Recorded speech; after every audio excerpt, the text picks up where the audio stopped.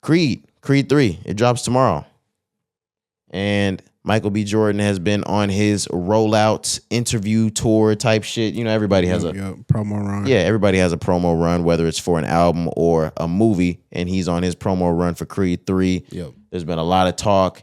And there's been a lot of talk about a recent interview he had on a red carpet for the premiere or some shit like that. I think it might have been the premiere. Something like that, yeah. He ran into a reporter who it seems as though they went to high school together. She was talking, she was chatting it up with him as she approached him. And she was talking about how he's doing big things. And she made a reference to how they knew each other from high school. Correct. And he said, yeah, the corny kid, right? And she kind of laughed and she was like, no, you must have me misquoted. He was immediately referring to a previous interview that she had on either her radio show or her podcast when she was talking to another young lady about Michael B. Jordan and about how she grew up with him. And they were calling him corny.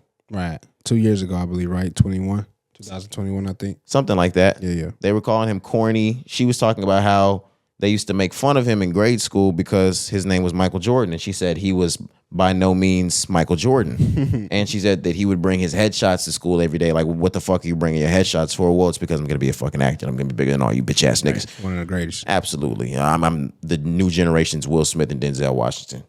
But she kind of tried to play it off, like she didn't say that. There was another young lady in the interview that actually did call him corny. I'm not sure if she was the one that called him corny, but she definitely didn't deny the shit when the corny was said. She seconded her notion. And he was like, yeah, the corny kid, right? And she was like, no, you must have me misrepresenting. He was like, no, I heard it. So it's been a big controversy going back and forth on how Michael B. Jordan checked Shorty, whether it was right, whether it was wrong. To be completely honest, have your shit in line, say the things that you need to say, and shit like this won't happen. I think he did nothing wrong.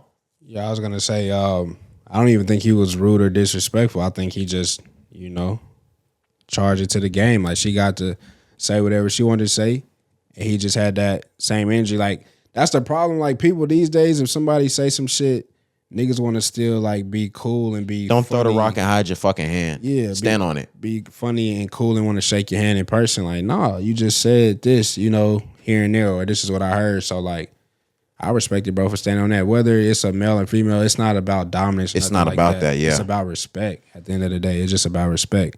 I saw people saying, how dare you talk to a female like that? She played that nigga. What goes around comes around. Right. It's not even about that. And like I said, he didn't even disrespect her at all. He didn't call Absolutely not. He didn't call out her name. Nothing. He didn't even use any kind of foul language. Exactly. The nigga can have an attitude. What the fuck? You call me corny. So, like, I'm going to just keep that same energy. So, nah, he didn't do nothing wrong, man. To be completely honest, knowing the conversations that she's had on wax about him, she should not even had approached him. She should have never approached him. People think shit sweet. Yeah, and gotta let they ass know.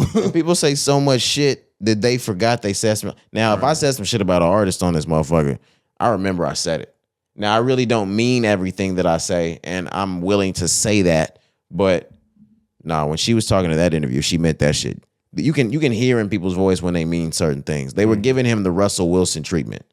They're basically saying, like, he's the corny nigga, but all women know that the corny nigga's the one that treats you right. Niggas don't really like hearing that shit. And I'm sure he didn't take that shit lightly. He took offense to that.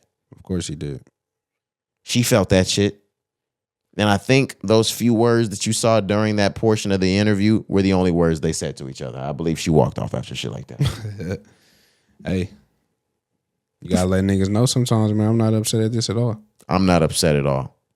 I wish more people acted this way. The world would be better. We'd be at peace sometimes. Like I said, niggas don't like to have confrontation. I understand that, but there's a way you could go about it. I've done it thousands of times. You can talk to a nigga with respect. You ain't got to use foul language. Like you said, you ain't got to raise your voice. You can check a nigga and let a nigga know, like, hey, this is about respect. We ain't got to hash it out, kill each other, fight. Like, but you going to respect me. That's how I look at it. Watch who you talk to, period. She even went on in the interview that was 2 years ago saying that she made fun of him and his headshots, not knowing he was going to go on to be the fucking Black Panther. You could have been with that nigga. Look at you. But just watch who you talk to. It could It could be the next Michael fucking B. Jordan you're talking to. You feel me?